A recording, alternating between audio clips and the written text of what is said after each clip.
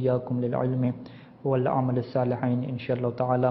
قال المعصوم عليه الصلاة والسلام من زار الحسين عارفا بحقه غفر الله ما تقدم من ذنبه وما تأخر.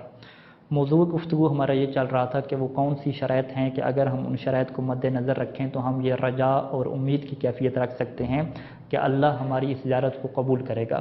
اور ہم نے عرض کیا کہ 3 چیزیں مرکزی حیثیت رکھتی ہیں کہ جس میں سے پہلی چیز جو روایات میں بیان ہوئی ہے کہ وہ زیارت معرفت کے ساتھ ہو، اور معرفت کا مطلب ہے کہ عمل کے ساتھ ہو، کہ آپ جس شخصیت کی زیارت کو جا رہے ہیں اس شخصیت کے پیغامات، اس شخصیت کے وعظ و نصیحت، اس شخصیت کے اوامر اور نواہی کے اوپر آپ عمل پیرا بھی ہوں، اس کو آپ فالو بھی کرتے ہوں، تو پھر آپ کی جو زیارت اور ملاقات ہے یہ کیا ہوگی؟ قبول ہوگی.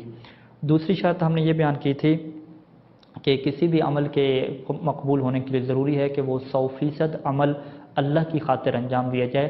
اللہ کے علاوہ جنت، جہنم، کوئی دنیاوی مقصد یا آخری اپنی ذات کا کوئی مقصد شامل نہ ہو. اپنی ذات کے مقصد سے ہٹ کے فقط مقصد یہ ہو کہ اللہ لائق عبادت ہے تو ہم اسی کی خاطر اور اسی کی اطاعت کیا ہے ہم کر رہے ہیں، چونکہ وہ اس قابل ہے اور وہ اس چیز کا حق رکھتا ہے کہ ہم چونکہ اس کی مخلوق ہیں تو ہم اس کے ہر امر کی اطاعت کریں اور اس کی اطاعت کر کے ہم اس کے نزدیک کیا ہوں؟ مقبول ہوں اور قرب کیا ہے ان کا حاصل کریں. یہ دوسری شرط تھی. تیسری شرط جو ہے وہ جو قرآن مجید نے بیان فرمائی وہ ہے تقوی. تقوی کا مطلب ہمارے نزدیک واضح ہے کہ تقوی کا مطلب یہ ہے کہ انسان اپنے دل میں اللہ کا خوف رکھتا ہو اور اللہ کے جو واجبات ہیں اس کے اوپر عمل کرتا ہو، محرمات سے بچتا ہو. اور گناہ گار تو انسان ہوتا ہے، اگر گناہ ہو جائے تو انسان اس گناہ کے اوپر اصرار نہ کرے، بار بار وہ گناہ نہ دہرائے، توبہ کر کے اپنے آپ کو پھر کیا سیدھی حالت پہ لے آئے. دوبارہ گناہ ہو جائے تو پھر توبہ کر کے پشیمان اور نادم ہو اور سیدھی حالت پہ آ جائے، تو یہ ایک تقوی ہے. متقی افراد یہی ہوتے ہیں. تو قرآن مجید نے پیغمبر اسلام کو یہ ارشاد فرمایا کہ اے اللہ کے رسول، آپ ان لوگوں کو حضرت آدم کے 2 بیٹوں کا قصہ پڑھ کے سنائیں. وَاتْلُ عَلَيْهِمْ نَبَأَ ابنَيْ آدم، آدم کے جو 2 بیٹے ہیں ان کا جو قصہ ہے وہ پڑھ کے سنائیں کہ ہوا کیا تھا کہ ایک کی جو اطاعت اور ایک کی جو عبادت تھی وہ اللہ نے قبول کی تھی اور دوسروں کی عبادت قبول نہیں کی تھی. تو اب وہاں پہ جس کی عبادت قبول ہوئی تھی حضرت حابیل علیہ السلام، ان کا یہ فقرہ قرآن نے نقل فرمایا کہ قال انما یتقبل اللہ من المتقین، کہ اس نے یہ کہا کہ اللہ تو جو ہے وہ متقین لوگوں کے اعمال قبول کرتا ہے. جو صاحبان تقوی ہوں، جو اللہ کا خوف رکھتے ہوں، اللہ کی اطاعت کر رہے ہوں، تو اللہ ان کی عبادت کو قبول کرتا ہے. جو متقی نہیں ہے اللہ ان کی عبادت کو قبول نہیں کرتا. تو اگر ہم زیارت امام حسین علیہ السلام کی طرف جا رہے ہیں تو ہمیں اپنے آپ کو متقی بنانا پڑے گا، ہمیں اللہ کی بارگاہ میں توبہ کرنی پڑے گی، تمام گناہوں سے معافی مانگ کے اپنی زندگی کو سدھار کے تقوی کی منزل پہ پہنچ کے جب ہم زیارت کی طرف جائیں گے اور بعد میں ہم تقوی کی حالت میں رہیں گے تو پھر ہماری وہ زیارت قبول ہوگی، وگرنہ یہ زیارت قبول نہیں ہوگی.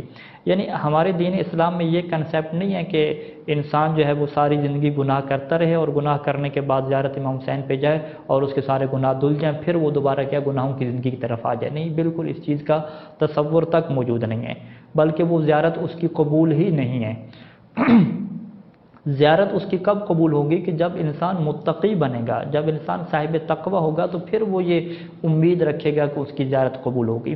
اور قرآن مجید نے اس چیز کو بڑے واضح طریقے سے واضح فرمایا، اور یہ سورہ توبہ کی کچھ آیات ہیں 53 اور 54 اور 55 کہ جس میں یہ ذکر ہو رہا ہے کہ منافقین لوگ بھی عمل کرتے تھے، نماز بھی پڑھتے تھے، صدقات بھی دیتے تھے، زکوٰۃ بھی دیتے تھے، لیکن ان کی وہ جو عمل اور عبادت ہے وہ قبول نہیں کی جاتی تھی. لن یتقبل منکم، اور اللہ نے واضح طور پہ فرمایا تھا کہ قل انفقوا طوعا او کرہا، کہ تم چاہے جو ہے وہ اللہ کی اطاعت میں اور اپنی مرضی سے خرچ کرو یا مجبوری کی وجہ سے خرچ کرو، لن یتقبل منکم، تم سے یہ عبادت اور عمل قبول ہرگز نہیں کیا جائے گا. وجہ کیا ہے؟ انکم کنتم قوما فاسقین، کیونکہ تم تو فاسق لوگ ہو، تم تو گناہ کرنے والے لوگ ہو. تو اللہ واضح کہہ رہا ہے کہ جو فاسق ہوتا ہے چاہے وہ جتنا اچھا کام کرے اللہ اسے قبول ہرگز نہیں کرتا. تو یہ چیز ضروری ہے کہ جو کام کرنے والا ہو وہ متقی بنے، وہ فسق و فجور سے نکلے. فسق و فجور سے نکل کے تقوی کی منزل پہ آئے گا تو تب کیا اس کا عمل قبول ہوگا. اسی وجہ سے آیت اللہ سیسی ثانی دامت ذل العالی اور دیگر فقہا جب نصیحت کرتے ہیں مشی کے موقع پہ زائرین کو نصیحت کرتے ہیں تو اس میں سے بنیادی نصیحت یہ ہوتی ہے کہ اللہ فی الصلاۃ، کہ اللہ کے لیے تم نماز کا خیال رکھنا.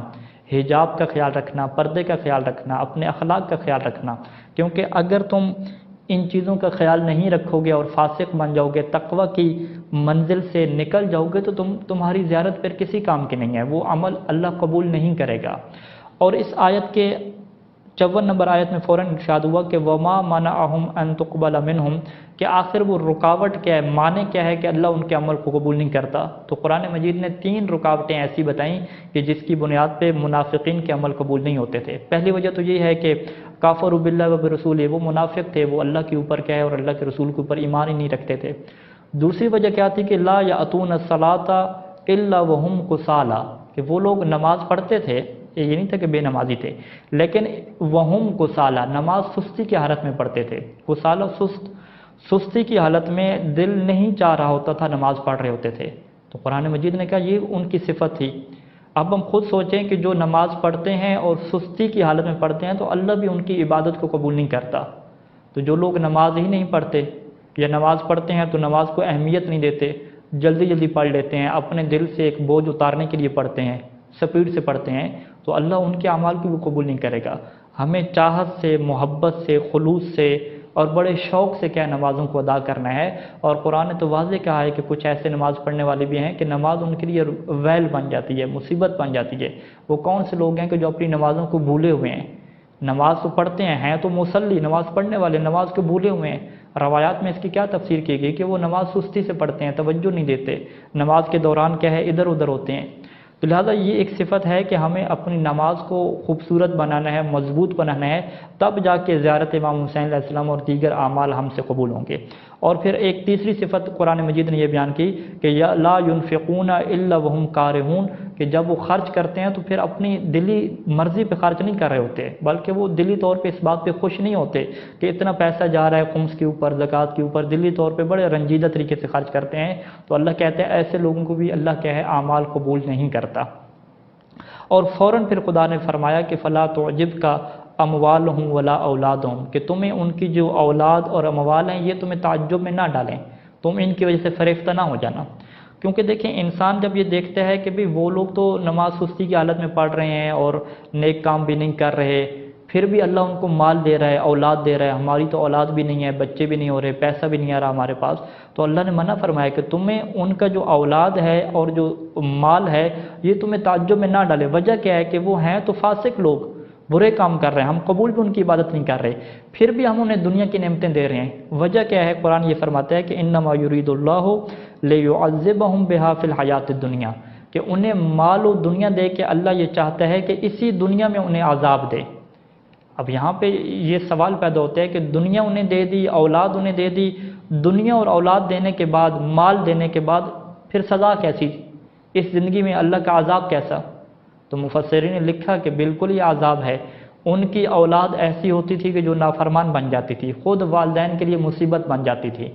والد کہتے تھے کہ کاش یہ اولاد نہ ہوتی کہ جس کی وجہ سے مجھے یہ دن دیکھنا پڑا، یعنی اولاد تو ملی لیکن وہ کیا بن گئی؟ والد کی ٹینشن بن گئی۔ اسی طریقے سے ان کا مال بھی ہے۔ مال انسان کیوں حاصل کرتا ہے؟ تاکہ انسان کو سکون ملے، زندگی بڑے پرسکون طریقے سے گزرے، لیکن ان کا یہی مال ان کے لیے ذہنی ٹینشن کا سبب بن جاتا ہے۔ زیادہ مال ہونے کے باوجود بھی انہیں نیند نہیں آتی۔ آج کل کے دور میں ہم یہ دیکھتے ہیں کہ زیادہ مال ہونے کے باوجود مال کی فکر، دیگر پریشانیاں، مال کے چوری ہو جانے کا خطرہ، کیس کا خطرہ، کچھ اور ہو جانے کا خطرہ، نیند تک نہیں آتی، وہ لوگ گولیاں کھاتے ہیں۔ تو اللہ تعالیٰ نے یہ فرمایا کہ دیکھو یہ جو لوگ کافر ہیں یا گناہ گار ہیں یا جن کے اللہ اعمال قبول نہیں کرتا، ان کے پاس اگر زیادہ مال ہے تو تم اس کی وجہ سے تعجب میں نہ پڑنا، کیونکہ یہ اللہ اس سے چاہتا کیا ہے کہ انہیں دنیا میں عذاب دے۔ مال تو ان کے پاس ہے لیکن ان کے پاس سکون نہیں ہے، دلی سکون اور اطمینان نہیں ہے، وہ لوگ عذاب کی کیفیت میں ہیں، وہ لوگ پریشانی اور ٹینشن کی کیفیت میں ہیں۔ تو لہٰذا ان آیات سے ہمارے سامنے یہ چیز پیش آتی ہے کہ انسان کے عمل قبول ہونے کا یہ مطلب نہیں ہے، اور خصوصاً زیارت امام حسین علیہ السلام کے قبول ہونے کا یہ مطلب نہیں ہے کہ انسان کی دنیاوی حاجات پوری ہو جائیں، انسان کو مال مل جائے۔ نہیں، بعض اوقات انسان مال دیتا ہے ان لوگوں کو بھی کہ جو فاسق ہیں اور جن کا عمل بھی اللہ نے قبول نہیں کیا۔ مال کیوں دے رہا ہے؟ تاکہ انہیں مزید ٹینشن دے دنیا کی۔ تو لہٰذا یہ معیار ہمارے سامنے فقط معیار کیا ہے کہ ہم تقوی کی حالت میں ہوں، اور تقوی کے بعد جب ہم زیارت امام حسین علیہ السلام انجام دیں گے، آخری چیز تقوی تھی، اس سے پہلی والی چیز اخلاص تھی، اور سب سے پہلی چیز کیا تھی؟ معرفت امام حسین علیہ السلام تھی، اور وہ بھی حقیقت میں کیا ہے؟ عمل کا نام ہے۔ اگر ان شرائط کے ساتھ ہم زیارت امام حسین علیہ السلام انجام دیں گے تو ہم یہ رجا اور امید کی کیفیت پیدا کر سکتے ہیں کہ انشاءاللہ اللہ ہماری زیارت کو قبول کرے گا، اور اگر یہ شرائط نہیں ہوں گی تو پھر واضح ہے کہ اس کی زیارت بالکل ہی قبول نہیں ہوگی، اور اسے امید چھوڑ دینی چاہیے کہ اللہ اس کی اس زیارت کو کیا کرے گا؟ قبول کرے گا۔ والسلام علیکم ورحمۃ اللہ وبرکاتہ۔